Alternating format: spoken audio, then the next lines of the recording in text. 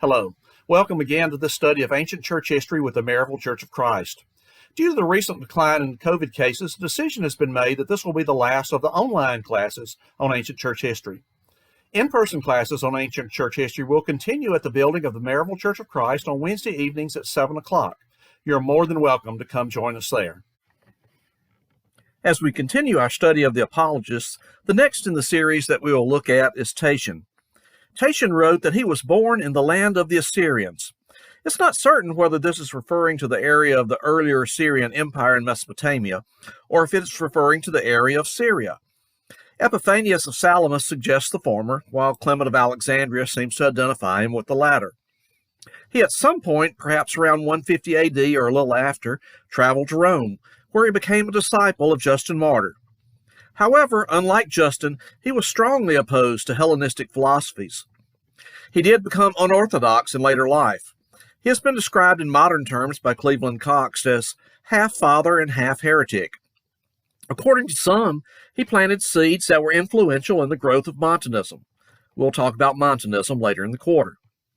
A passage in Eusebius has prompted some to say that he was the founder of the group known as the Encratites, or the self-disciplined. But Irenaeus seems to hold that he was merely a prominent member who invented some of their teachings.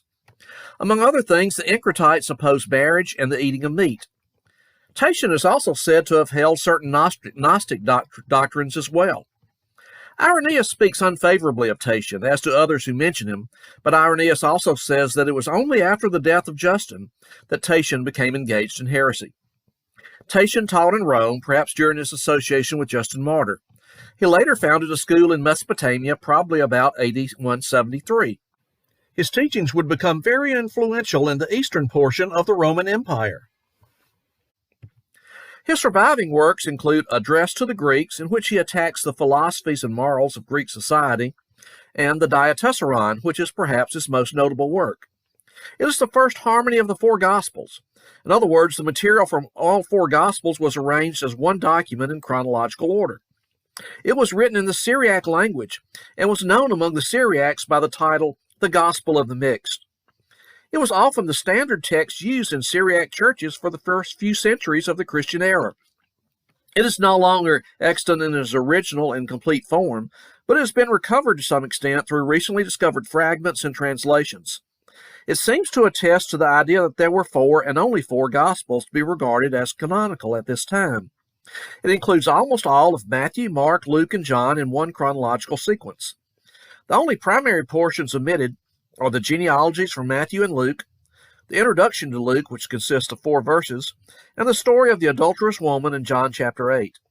We have mentioned previously, when covering the apostolic father Papias, that the story of the adulterous woman may have originally been a floating text rather than the original part of the Gospel of John. A noteworthy thing that is found, however, is the long ending of the Gospel of Mark, which has been debated by many. Tatian wrote numerous other works, but only the previous 2 mentioned have survived. Eusebius says, he has left a great many writings. Of these, the one most in use among many persons is his celebrated Address to the Greeks, which also appears to be the best and most useful of all his works. Today, the Diatessaron is considered to be his most significant work. We know little about Tatian's early life. We know from the closing section of his Address to the Greeks that he was born in the land of Assyria. This section also tells of his purpose for writing. When Tatian refers to the barbarian philosophy, he is referring to Christianity because the Greek philosophers would deem those in the outlands of the Roman Empire as barbarians. He writes, "These things, O Greeks, I, Tatian, a disciple of the barbarian philosophy, have composed for you. I was born in the land of the Syrians, having been first instructed in your doctrines, and afterwards in those which I now undertake to proclaim. Henceforward, knowing who God is and what is his work, I present myself to you prepared for an examination concerning my doctrines, while I adhere immovably to that mode of life which is according to God." We know also that he's deeply studied Greek philosophies. He writes, "On this account we have renounced your wisdom, though I was once a great proficient in it." We read also about Tatian's conversion in his work. He writes, Wherefore, having seen these things, and moreover also having been admitted to the mysteries, that is, the mystery religions of the Greeks, and having everywhere examined the religious rites performed by the effeminate and the Pathic, and having found among the Romans their Jupiter delighting in human gore and the blood of slaughtered men, and Artemis not far from the great city sanctioning acts of the same kind, and one demon here and another there instigating to the perpetration of evil, retiring by myself, I sought how I might be able to discover the truth. And while I was giving my most earnest attention to the matter, I happened to meet with certain barbaric writers, too old to be compared with the opinions of the Greeks, and too divine to be compared with their errors. And I was led to put faith in these by the unpretending cast of the language, the inartificial character of the writers, the foreknowledge displayed of future events, the excellent quality of the precepts, and the declaration of the government of the universe is centered in one being.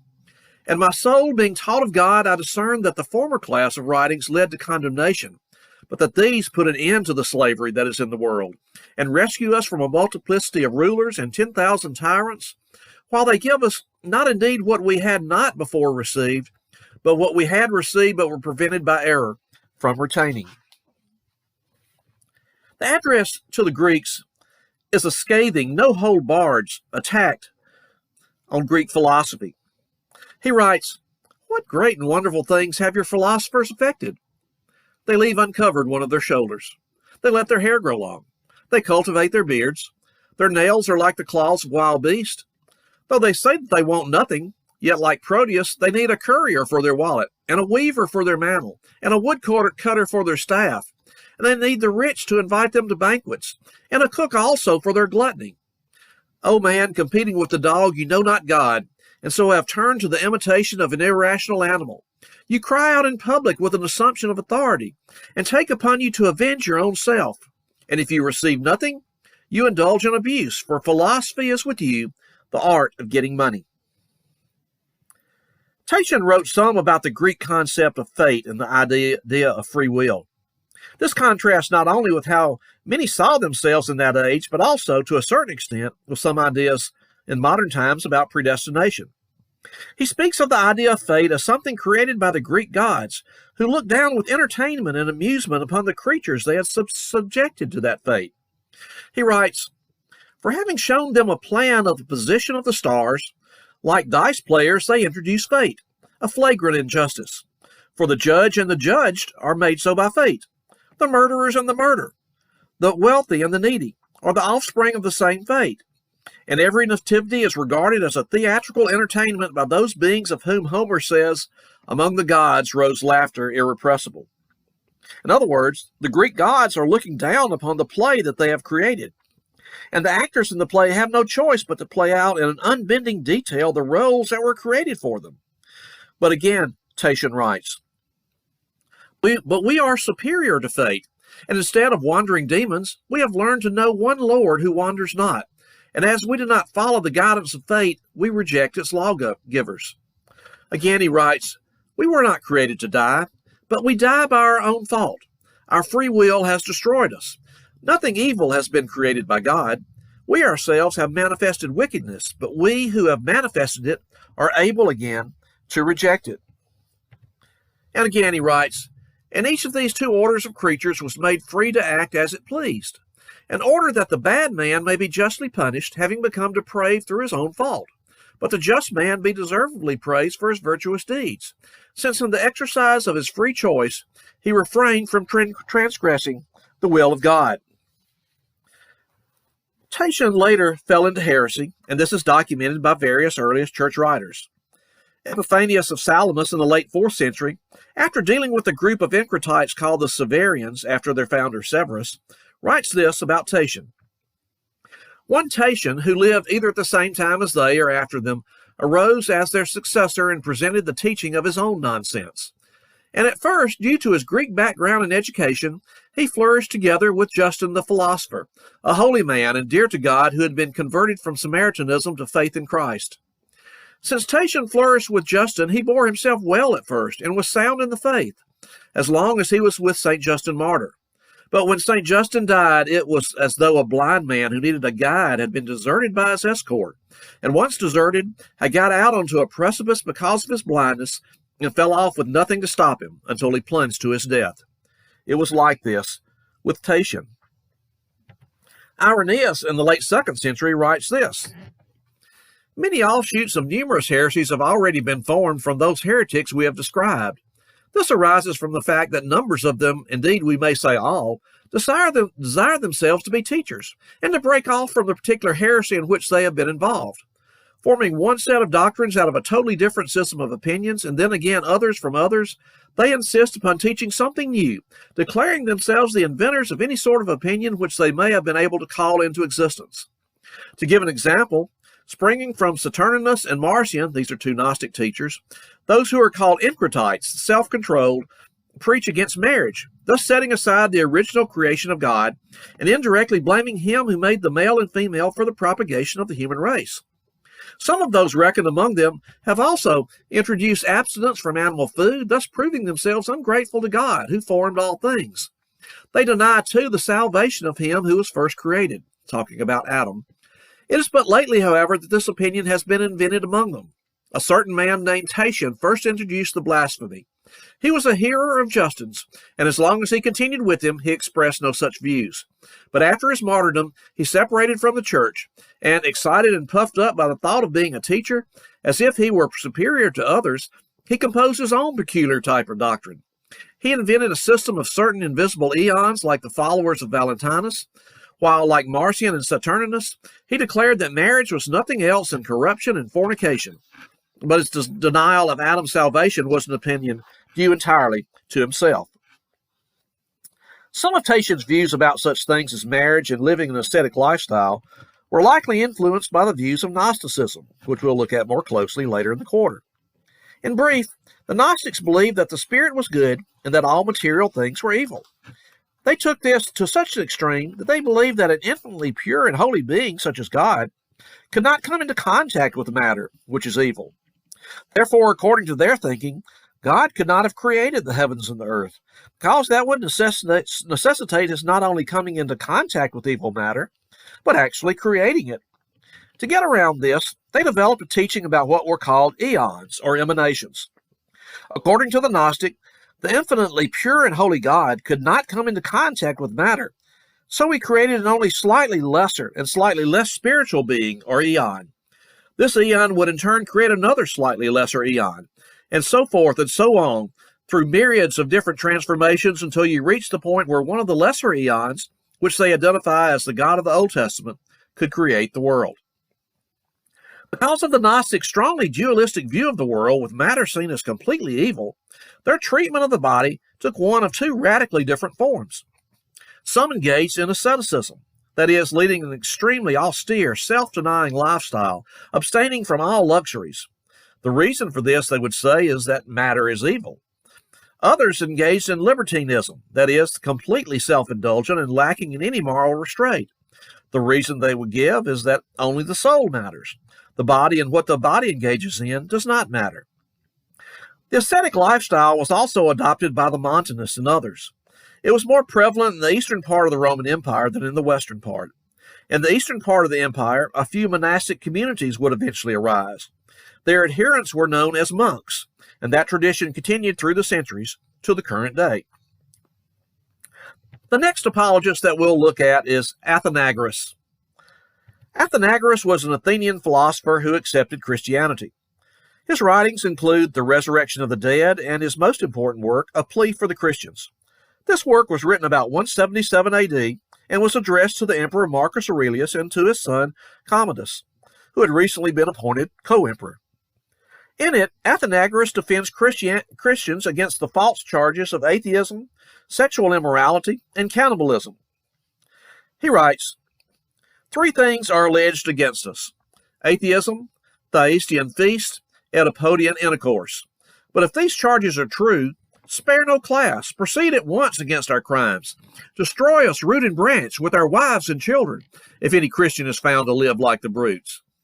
But if these things are only idle tales and empty slanders, it remains for you to make inquiry concerning our life, our opinions, our loyalty and obedience to you and your house and government, and thus at length to grant to us the same rights, we ask nothing more, as to those who persecute us. The Christians were charged with atheism because they refused to worship the Roman gods. They were charged with cannibalism, a feature of Thyestean feasts, because it was heard that they ate flesh and drank blood during the Lord's Supper. They were charged with sexual immorality because outsiders misunderstood what Christians meant by love feast. Some outsiders understood these to be sexual orgies, and they heard that those who engaged in these love feasts were brothers and sisters. So Athenagoras addresses each of these issues. In a defense against the false charge of sexual immorality, he writes, "But they have further also made up stories against us of impious feasts and forbidden intercourse between the sexes, both that they may appear to themselves to have rational grounds of hatred, and because they think either by fear to lead us away from our way of life, or to render the rulers harsh and inexorable by the magnitude of the charges they bring." Not only does Athenagoras then discuss the higher morality that Christians are called to with regard to such matters, but he also points out the hypocrisy of those making the accusations, and how the alleged Greek gods that they worship are depicted as living extremely decadent lives. Athenagoras defends Christians also against the charge of cannibalism by showing that not only would they not eat other men, but they would not even be associated with killing them. He gives two examples. First, he states that Christians would not attend the gladiator games and spectacles because to enjoy and condone the events in which men are killed is deemed by Christians as participation in the killing. If Christians do not think it moral to even attend the gladiator contest, why would they endorse killing, much less eating someone? Also, he states that Christians do not practice abortion because they deem it to be murder. Neither did they participate in the common cultural practice of exposure, that is, leaving newborn infants to die. If Christians do not believe that even killing of the unborn is appropriate, why would they endorse killing them after they are born? He writes, "What man of sound mind, therefore, will affirm while such is our character that we are murderers? For we cannot eat human flesh till we have killed someone. The former charge, therefore, being false, if anyone should ask them in regard to the second, whether they have seen what they assert, not one of them would be so barefaced as to say that they had. For when they know that we cannot endure even to see a man put to death, though justly, who of them can accuse us of murder or cannibalism? Who does not reckon among the things of greatest interest the contest of gladiators and wild beasts, especially those which are given by you? But we, deeming that to see a man put to death is much the same as killing him, have abjured such spectacles. How then, when we do not even look on, lest we should contract guilt and pollution, can we put people to death? And when we say that those women who use drugs to bring on abortion commit murder, and will have to give an account to God for the abortion, on what principle should we commit murder? For it does not belong to the same person to regard the very fetus in the womb as a created being, and therefore an object of God's care, and when it is passed into life, to kill it. And not to expose an infant because those who expose them are chargeable with child murder, and on the other hand, when it has been reared, to destroy it." Athenagoras shows that there's a certain amount of hypocrisy in the claim of the accusers of the Christians. The Christians aren't actually doing what they are being accused of, while their accusers are actually doing those things and upholding those deeds as desirable and noble. Athenagoras writes, "But though such is our character, why should I speak of things unfit to be uttered? The things said of us are an example of the proverb, 'The harlot reproves the chaste.' For those who have set up a market for fornication and established infamous resorts for the young for every kind of vile pleasure, who do not abstain even from males with males committing shocking abomination, outraging all the noblest and comeliest bodies in all sorts of ways, so dishonoring the fair workmanship of God, for beauty on earth is not self-made, but sent hither by the hand and will of God. These men, I say, revile us for the very things which they are conscious of themselves, and ascribe to their own gods, boasting of them as noble deeds and worthy of the gods." Athanasius also appeals to the emperor for fairness. He writes, "If indeed anyone can convict us of a crime, be it small or great, we do not ask to be excused from punishment, but are prepared to undergo the sharpest and most merciless inflictions. But if the accusation relates merely to our name, and it is undeniable that up to the present time the stories told about us rest on nothing better than the common undiscriminating popular talk, nor has any Christian been convicted of crime, it will devolve on you, illustrious and benevolent and most learned sovereigns, to remove by law this despiteful treatment, so that, As throughout the world both individuals and cities partake of your beneficence, we also may feel grateful to you, exulting that we are no longer the victims of false accusation. For it does not comport with your justice that others, when charged with crimes, should not be punished till they are convicted, but that in our case the name we bear should have more force than the evidence adduced on the trial, when the judges, instead of inquiring whether the person arraigned have committed any crime, vent their insults on the name, as if that were itself a crime. Athenagoras also writes about the innocence of infants. He writes, although all human beings who die are resurrected, not all those resurrected are judged. If justice and the judgment were the only cause of the resurrection, it would follow, of course, that those who have not sinned nor done good, namely quite young children, would not be resurrected. We see again here the second century idea that infants were born sinless, and that the idea of people being born in sin and needing to be forgiven for those sins is a later development, which we'll see coming about during the mid-3rd century. The next apologist that we'll look at is Theophilus of Antioch. Theophilus was a bishop of Antioch in the last half of the 2nd century. His primary work was To Autolycus. It was written around 170 to 180 AD and consisted of 3 books defending Christianity against paganism. Autolycus was a pagan. Theophilus wrote other works that are no longer in existence, including commentaries, catechetical documents, a harmony of the Gospels, a history of mankind called the History, and works against heresy, including against the heresy of Hermogenes and against Marcion. Among the notable contents of this work is the first use of the Greek word trias, or the words Trinity, in describing God. He writes, on the 4th day the luminaries were made, for the sun is a type of God and the moon of man. And as the sun far surpasses the moon in power and glory, so far does God surpass man. And as the sun remains ever full, never becoming less, so does God always abide perfect, being full of all power and understanding and wisdom and immortality and all good. But the moon wanes monthly, and in a manner dies, being a type of man. Then it is born again, and is crescent for a pattern of the future resurrection. In like manner, also the 3 days which were before the luminaries are types of the Trinity, of God and His Word and His wisdom. And the 4th is the type of man who needs light, that so there may be God, the Word, wisdom, and men. Among the other things found within the writings of Theophilus is a reference to baptism and its connection with the remission of sins. He writes, moreover, the things proceeding from the waters were blessed by God, that this also might be a sign of men's being destined to receive repentance and remission of sins through the water and bath of regeneration, and as many as come to the truth and are born again and receive blessing from God. Theophilus also speaks on the question of free will. He writes, for God made man free, and with power over himself, that then, which man brought upon himself through careless and disobedience, this God now vouchsafes to him as a gift through his own philanthropy and pity, when men obey him. For as man, disobeying, drew death upon himself, so obeying the will of God, he who desires is able to procure for himself a life everlasting. Theophilus also speaks and addresses the false accusations that are being made against the Christians. He writes, nor indeed was there any necessity for my refuting these, except that I see you still in dubiety about the word of truth. For though yourselves prudent, you endure fools gladly.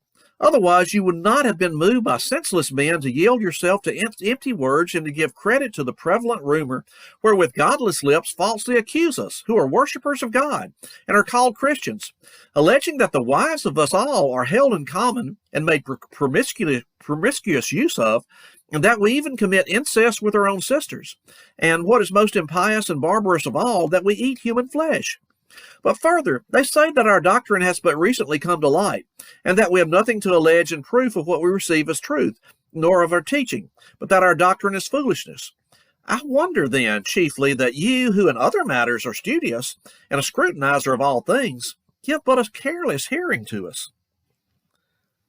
He further contends for the innocence of Christians, and defends them against false charges. He writes, and the gospel says, love your enemies, and pray for them that despitefully use you. For if you love them that love you, what reward have you? This do also the robbers and the publicans. Consider, therefore, whether those who teach such things can possibly live indifferently and be commingled in unlawful intercourse, or most impious of all, eat human flesh, especially when we are forbidden so much as to witness shows of gladiators, lest we become partakers and abettors of murders. But neither may we see the other spectacles, lest our eyes and ears be defiled, participating in the utterances there sung. For if one should speak of cannibalism, in these spectacles the children of Thyestes and Tereus are eaten. These are Greek gods. And as for adultery, both in the case of men and of gods, whom they celebrate in elegant language for honors and prizes, this is made the subject of their dramas. But far be it from Christians conceive any such deed. For with them temperance dwells, self-restraint is practiced, monogamy is observed, chastity is guarded, iniquity exterminated, sin extirpated, righteousness exercised, law administered, worship performed, God acknowledged. Truth governs, grace guards, peace screens them, the holy word guides, wisdom teaches, life directs, God reigns. Next on our list of apologists is Tertullian. He's also classified as a polemicist, and we will deal with him when we get to that category. Among the others that we have listed are more minor figures, or those for whom we have less information. The first of these, whom we'll cover briefly, is Aristo of Pella. Aristo of Pella is believed by some to have been the author of the dialogue between Jason and Papiscus, which dates perhaps to around 140 AD. The work is no longer in existence. It is the earliest known Christian apology directed against the claims of Judaism. The earliest connection with Aristo of Pella, however, is from the 6th or 7th century, so the connection is far from certain. Aristo is cited by Eusebius as the source of some of his information about the last days of the Bar Kokhba revolt in the early 2nd century. Including in this is Hadrian's decree that the Jews could no longer inhabit Jerusalem or anywhere close to it. From Eusebius we read, "The war raged most fiercely in the 18th year of Hadrian, at the city of Bethabara, which was a very secure fortress, situated not far from Jerusalem. When the siege had lasted a long time, and the rebels had been driven to the last extremity by hunger and thirst, and the instigator of the rebellion had suffered his just punishment, the whole nation was prohibited from this time on by a decree, and by the commands of Hadrian, from ever going up to the country about Jerusalem. For the emperor gave orders that they should not even see from a distance the land of their fathers." Such is the account of Aristo of Pella. Next on our list is Melito of Sardis. Melito of Sardis was a bishop of Sardis in the second half of the 2nd century. He addressed an apology, of which only fragments survive, to the Emperor Marcus Aurelius about AD 170. Of the 20 works of Melito that are named by Eusebius, only On the Passover and a few fragments of other works survive. He was a prominent and well-admired figure during his day, which is attested to not only by Eusebius, but by others as well. Eusebius writes, "In those days also Melito, bishop of the parish of Sardis, and Apollinaris, bishop of Hierapolis, enjoyed great distinction. Each of them, on his own part, addressed apologies in behalf of the faith to the above-mentioned emperor of the Romans, who was reigning at that time." Melito also had the first known Christian canon list of Old Testament books. It appears to basically consist of our current list, with the exception of the Book of Esther. It did not include the Apocrypha. Next on the list is Apollinaris of Hierapolis. Apollinaris of Hierapolis, also known as Claudius Apollinaris, was a bishop of Hierapolis in the second half of the 2nd century. He wrote various works, including an apology to the emperor Marcus Aurelius. His other works include 5 volumes against the pagan Greeks, writing against the Montanists, also known as the Phrygian heresy, and 2 books on the subject of truth. Some sources also say that he wrote 2 books against the Jews, but I have not been able thus far to find a primary source to verify that. Only a few fragments of his works survive. We have some references to Apollinaris in the writings of Eusebius. When referring to the writings of Apollinaris against the Montanists, Eusebius refers to it as the Phrygian heresy, because it originated and was centered in the area of Phrygia. It is sometimes also referred to as the New Prophecy. Eusebius writes, "Against the so-called Phrygian heresy, the power which always contends for the truth raised up a strong and invincible weapon, Apollinaris of Hierapolis, whom we have mentioned before, and with him many other men of ability by whom abundant material for our history has been left."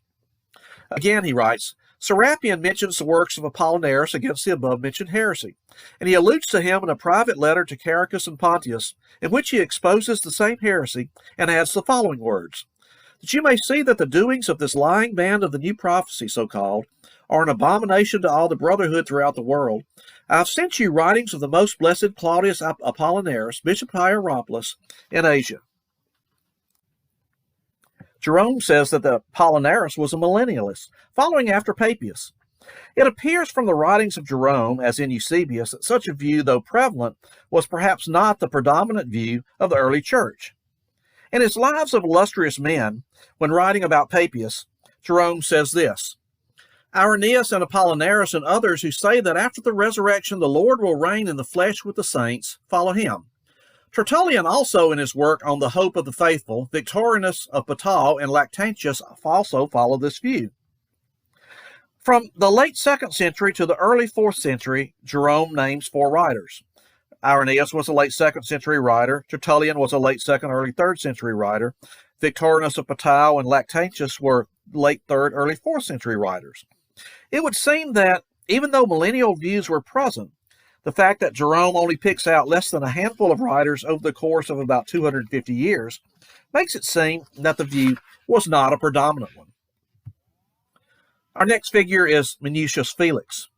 Minucius Felix was a Latin writer of the late 2nd or early 3rd century. Little is known about his life. He was possibly a lawyer in Rome.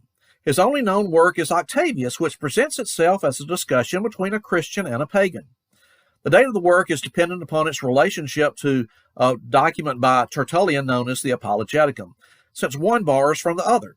The Apologeticum is usually dated around 197 AD, so Octavius is either before or after that date, depending on whether Minucius Felix borrowed from Tertullian or Tertullian borrowed from Minucius Felix. The last of our apologists that we'll look at is Miltiades. Miltiades was not the more famous 5th century BC Greek general associated with the Battle of Marathon.